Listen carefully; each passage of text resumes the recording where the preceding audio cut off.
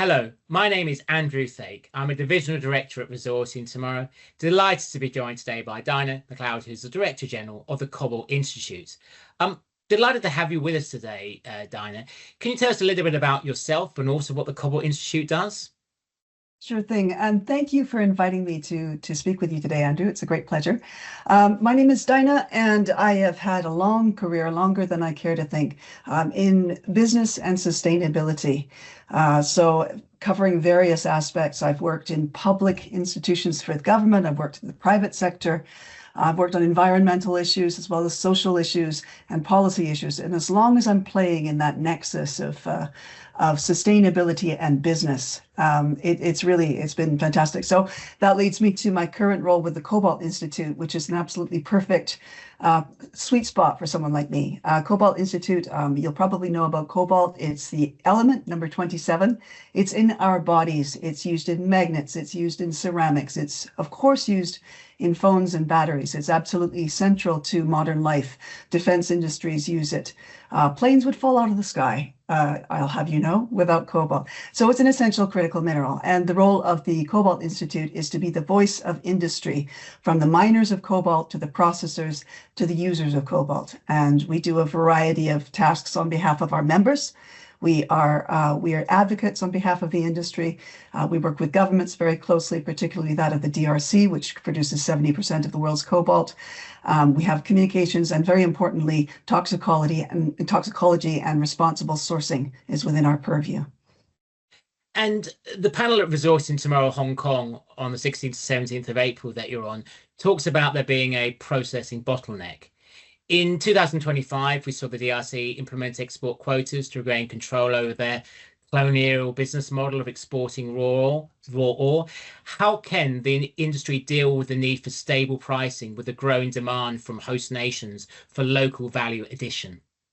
Yeah, well, first of all, I would just again flag the fact that most progressive large-scale miners are very much into responsible sourcing. A key part of that is, of course, ensuring value addition and contribution to local economies. But look, the push for local value addition is from resource-rich countries like the DRC. It's legitimate, it's economically rational. It's absolutely the right thing to be pushing for. But, you know, the processing bottleneck that you're referring to is absolutely real. And so we need to balance some things. First of all, building refining capacity, it requires billions of dollars of capital in some cases. It needs technical expertise. It needs reliable infrastructure. It could take 5 to 7 years before decision to go ahead and production. That said, there's some great initiatives in the DRC like Buenasa, which is an organization that's trying to get that local value processing up and running in DRC, and we salute that. What we think that the industry's challenge is to, you know, do some things to help facilitate that without creating supply disruptions. So we need collaborative planning. We need investment in local capacity building, and that's not just the infrastructure. It's also in terms of skills and expertise. It needs pragmatic policy frameworks that build those value addition goals into the investment planning process. And it needs technology transfer as well. And Cobalt Institute's role is to facilitate those kind of conversations. I would point, just recently we did a paper with Stanford's Mineral X, Professor Jeff Cares, on the role of AI in facilitating greater value addition. And Jeff, as a professor, is actually, thanks to our liaison, I like to take credit for this, but he'll be working with the government of the DRC to build that expertise in geophysical capacity and AI skills in the country. And those are the conversations that we need to have much more. Mm-hmm. We're, of course, also seeing a geopolitical race for infrastructure. The US is backing the Lobito corridor to move cobalt to the Atlantic, while China's Belt and Road 2.0 is building refineries in host nations. In your view, which of these models, Western logistical de-risking or Chinese midstream localization, would be more effective in securing supply for the next decade?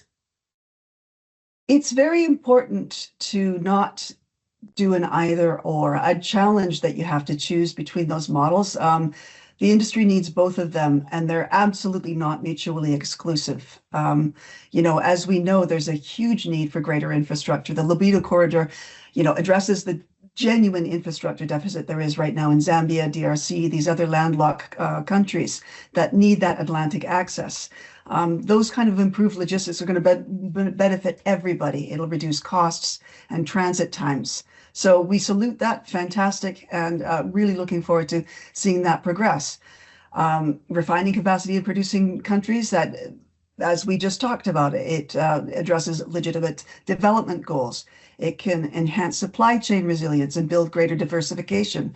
So what is the most effective model for security of supply? It's not East versus West geopolitics about whether it's commercially valuable. It's whether the host countries want the stuff. It's whether technical standards, and that includes environmental and social standards, very much in technical standards, are being adhered to in the planning, and also in open access. It's not really a question of the geopolitical camp. That's unless if you go down that route, that means greater fragmentation of an already very fragile system and less security of supply. So anything that supplies or serves the interests of one area is not going to contribute to greater security of supply for anybody. And so we like to, again, our job is to facilitate the conversation between parties to see how the industry can be genuinely served and get better and more reliable. Mhm. The Cobalt Institute reported that artisanal mining dropped to an all-time low of 1 to 2% of the global supply recently. As prices rise due to the DRC's export quotas, do you see a resurgence of unregulated artisanal mining? And how can the industry ensure these miners are integrated rather than excluded? Yeah, I mean, the 1 to 2% ASM figure, artisanal mining figure for cobalt was really quite historic. It's really important to point out that this is a historic low. We know that ASM mining continues. It just happens to have been that cobalt is not the thing for which ASM miners are looking or mining. You're right to flag the tension, though. The export quota regime, I mean, the risk is that as price pressures intensify, then informal mining is going to re-enter that supply chain and be outside of any regulatory framework. And that's why I'd like to point to the work of ARECOM, which is an agency in the DRC, which is overseeing the quota system. And it has a really important place there for ASM mining, that is ASM mining under the auspices of something called the Entreprise Générale de Cobalt, which is the first of its kind anywhere in any country, anywhere in the world, of trying to formalize ASM. And so the quota system allows for formalized, regulated ASM to continue to build up that supply. And we think this is incredible. We support the DRC government for this trying to. The Cobalt Institute is working with the Entreprise Générale de Cobalt and ARECOMS to ensure certification, third-party certification of these sites. And it is it's a massive risk and a wonderful thing for the government to undertake.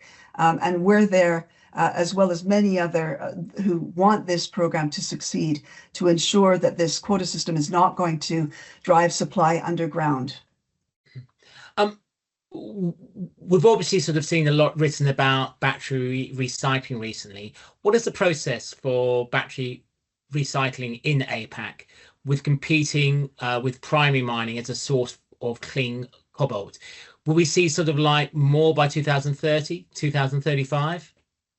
Yeah, I actually posed this to our battery expert, Tom Fairley, who's just done a great podcast on this, along with our responsible supply director, Dinah McLeod. You should really tune into that. It's super interesting. But basically, the general view is, and we presented this in our decarbonization pathways project, the general view is that out until 2050, recycling might meet as much as 39% of global supply. So it's a really important component of supply, but it will not replace mining, let's say. It's worth noting that the infrastructure for recycling is really happening in APAC. So it's being built right now. and not just planned. China, South Korea, they're scaling their capacity significantly by 2030, which is what you're asking about. It's probably going to be ahead of the global average on secondary cobalt supply, even if the volumes are relatively modest compared to the primary. What do we mean by clean? I suppose everyone thinks about recycling and thinks, oh, that sounds great. But absolutely, it can have a lower carbon footprint than primary mined material. But there are other risks. There are chemical risks. So the workers involved in recycling have to be protected. That is a risk that has to be built into the recycling process. And just because it's not involved in that primary risk that we're talking about, there are environmental and human rights and due diligence possibilities involved with recycling. So we have to make sure that just because we switch over to recycling doesn't mean that we abnegate responsibility for ensuring due diligence and ensuring UN guiding principles on business and human rights are not adhered to. So when we think about recycling, it's really exciting. But we also know that decent work, forced labor, community safety, well-being, they're not going to go away as incredibly important parts of the puzzle to bear in mind. Well, we're really looking forward to welcome you to Resources and Tomorrow Hong Kong, just a couple of months away on the 16th to 17th of April. As always, thank you very much for your time. That was Dinah McLeod, the Director General of the Cobalt Institute. Thank you very much. Thanks, Andrew.